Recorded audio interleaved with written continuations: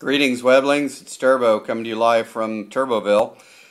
Just wanted to check in and let you know that I'm not going to be having a call this week because I'll be out playing golf on a golf course somewhere this Friday. You're welcome to join the call. There simply won't be anybody there to host it. However, I did want to follow up on some news and some details from last week's call. I know many of you weren't able to attend, so if you're interested in the impact of the recent changes of Google Instant, which we talked about on the call, I'm going to elaborate in this brief video cast to give you some more detail. Some of this information comes from a webcast I actually attended earlier today from Webcast or Webmaster 123, and also some other information that I've received over the last few days. And it's in response to some substantial changes that Google made around its search experience. One of the claims that Google made in making this change was that, in fact, people are going to be able to save 2 to 5 seconds per search. So some 11 hours per second are going to be saved on the Google search engine because of these changes.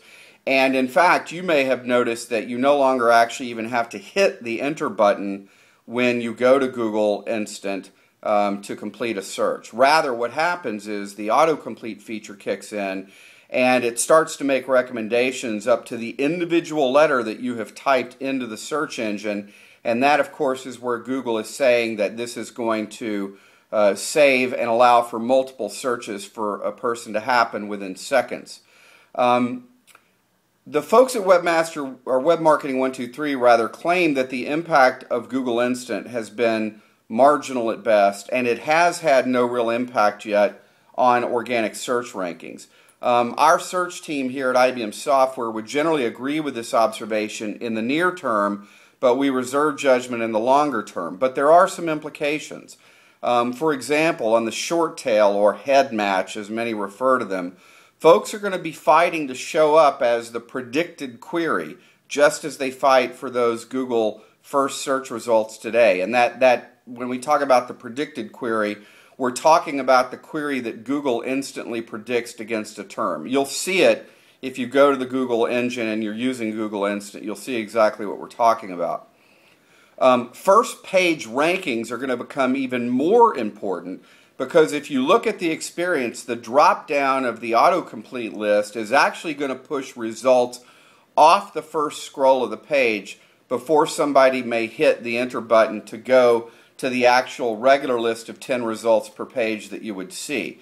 So this means if you're in the 5th, 6th, or lower position, depending, of course, on how many maps, images, news, and other things come up in the universal search results against that query, that means your number 7, 8, 9, 10, whatever position could get pushed off of that first scroll. Meaning you might still be number 10, but the user is going to have to work harder to actually see it.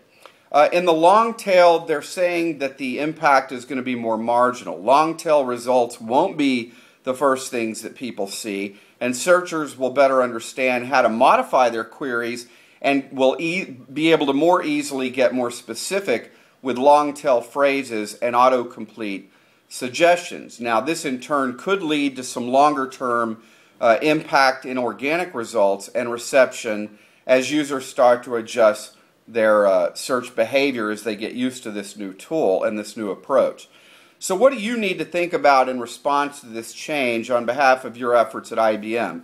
First, continue to focus on getting into that Google Golden Triangle, the top 4 positions on the first page, for example, and focus on optimizing for more broad general head match terms that will be more likely to surface in an autocomplete result.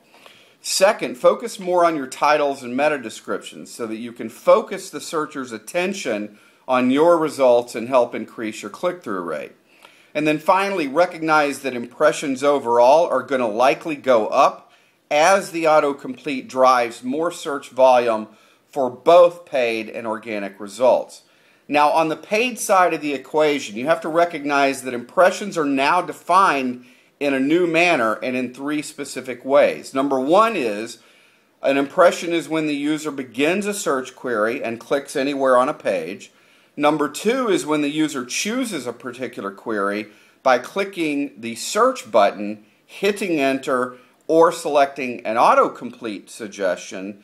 And number 3, the user stops typing and results are displayed for a minimum of 3 seconds. We talked about the arbitrariness of this last week on the call, but there's a 3-second interval where if you're just watching and looking at those autocomplete results without doing anything, that's going to become, in the Google nomenclature, especially for AdWords and paid search, an impression.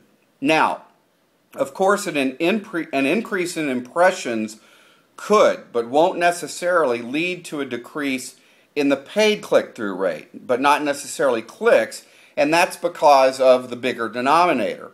However, the quality of clicks could also improve as users learn to search using terms that best connect them with the answers that best suit their needs. This means we could see a rise in the CPC, or the cost per click, for the head terms that autocomplete, and advertisers could very well drive the cost of those up over time as the competition for these terms heat up. Now, because of the instant search drop-down box, ads in lower positions could also get pushed below the fold and will increase CPC and competition for those top positions.